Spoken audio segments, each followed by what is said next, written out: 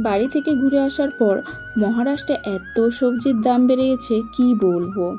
আর দামটা শুধুমাত্র বর্ষার জন্যই বেড়েছে। এখানে ভীষণভাবে বর্ষা হয়। যদিও এই বর্ষাকালটা মহারাষ্ট্রে আমার প্রথম বর্ষাকাল। যাই হোক, তাই বলে কি সবজি খাবো না? বাঙালিরা যেমন মাছ মাংস খেতে ভালোবাসে, তেমনি কিন্তু সবজিও খেতে ভীষণভাবে ভালোবাসে।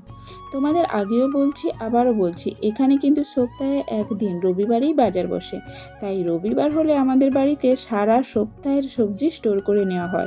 আচ্ছা, বর্ষাকালে তো মহারাষ্ট্রে সবজির দাম আগুন, কিন্তু আমাদের পশ্চিমবঙ্গে মেদিনীপুর জেলায় সবজির দাম কেমন চলছে গো?